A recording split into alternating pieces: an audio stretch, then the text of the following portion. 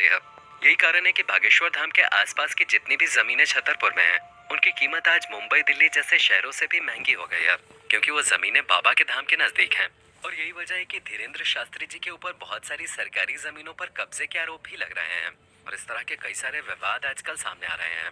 यहाँ तक कि धाम में आने वाले लोगों की संख्या इतनी ज्यादा हो गई है कि 1 से 1.5 लाख रुपए दुकानों का किराया पहुंच गया है। इन सब चीजों से बाबा बागेश्वर धाम सरकार को काफी ज्यादा फायदा होता है। तभी तो सूत्रों के मुताबिक बागेश्वर धाम सरकार यानी कि धीरेन्द्र शास्त्री की कुल संपत्ति 20 करोड़ से भी ज्यादा है। हो सकता है कि इनकी संपत्ति और भी ज्यादा हो और उसकी सबसे बड़ी वजह इनके भक्तों की बढ़ती संख्या है। धीरेन्द्र शास्त्री का असली काम कथावाचन करना है, जहाँ ये रामायण और महाभारत के किस्से सुनाकर अपने भक्तों को ईश्वर की भक्ति के लिए प्रोत्साहित करते हैं।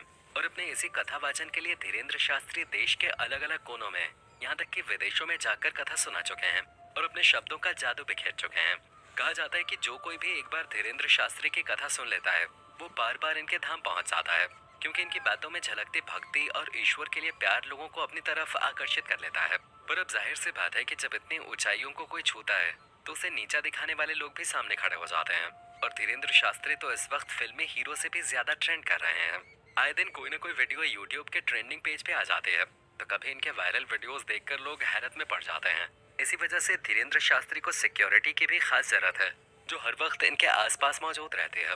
वैसे तो कोई धीरेन्द्र शास्त्री के ऊपर वार नहीं करेगा, लेकिन अगर भूले भटके किसी की बुद्धि भ्रष्ट हो गई और उसने बाबा बागेश्वर धाम के ऊपर वार कर दिया, तो सिक्योरिटी इनकी हिफाजत के लिए हमेशा खड़ी रहती है।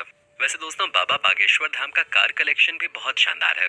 धीरेन्द्र शास्त्री के पास टोयोटा की बहुत ही शानदार और पॉपुलर एसयूवी फॉर्च्यूनर है।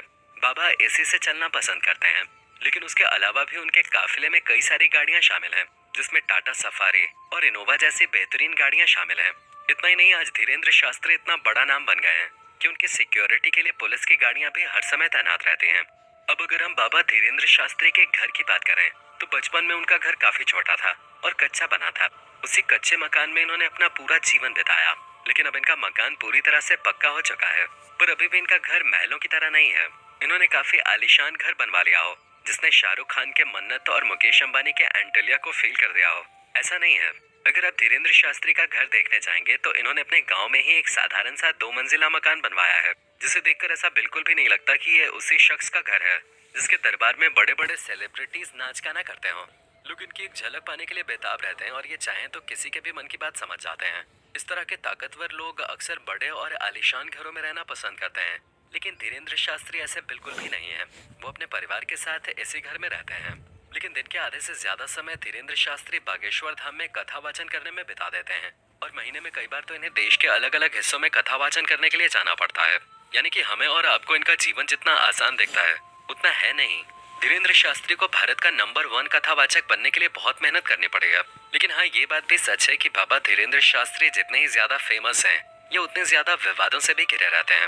वैसे तो गैर हिंदू अक्सर इनके खिलाफ लोगों को गुमराह करने के मुकदमे दर्ज करवाते रहते हैं और बागेश्वर धाम के आसपास की जमीन को कब्जा करने के भी आरोप धीरेन्द्र शास्त्री पे काफी लंबे समय से लग रहे हैं, जिसके तहत ये कहा जा रहा है कि बाबा बागेश्वर धाम सरकार ने अपने धाम के पास की सारी जमीनों पे कब्जा कर रखा है। कई सारी दुकानें किराए पे उठाई हैं, जिनका ये लाखों में किराया लेते हैं। और हद तो तब हो जाती है जब दूसरे धर्मगुरु धीरेन्द्र शास्त्री के ऊपर पाखंड फैलाने का आरोप लगाते हैं। लोगों का कहना है कि धीरेन्द्र शास्त्री को किसी का भी मन पढ़ना नहीं आता है। वो लोगों के बीच से अपने ही बैठे हुए लोगों को स्टेज पे बुलाते हैं, ताकि धीरेन्द्र शास्त्री कागज पे जो कुछ भी ख्वाहिशें लिख रहे हों, लोग उसमें हाँ में हाँ मिलाते जाएं, जिससे भक्तों को लगे कि अरे धीरेन्द्र शास्त्री तो वाकई में लोगों का मन पढ़ लेते हैं।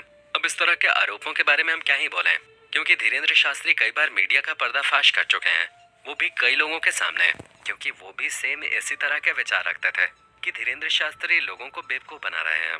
धीरेन्द्र शास्त्री जितना विवादों में घिरे रहे, उतने ही पॉपुलर होते चले गए। कई सारे बड़े बड़े नेता और अभिनेता धीरेन्द्र शास्त्री के पास इनसे मिलने के लिए आते रहते हैं, चाहे वो मध्य प्रदेश में कांग्रेस पार्टी के नेता हों या बीजेपी के नेता। यहाँ तक कि धीरेन्द्र शास्त्री के पास बड़े और आला अधिकारी भी आते रहते हैं। और एक बार तो मनोज तिवारी खुद बाबा के दरबार में जाकर इनका प्रवचन सुन चुके हैं। इतना ही नहीं, केंद्रीय मंत्री नितिन गडकरी जैसे बड़े नेता भी धीरेन्द्र शास्त्री के पास जा चुके हैं। लेकिन जब धीरेन्द्र शास्त्री नागपुर के एक धार्मिक कार्यक्रम में जाते हैं, तो महाराष्ट्र की एक कमेटी ने अंधविश्वास और जादू टोना को बढ़ावा देने का आरोप इनके ऊपर लगाया और इन्हें चैलेंज किया कि अगर आप इतने ही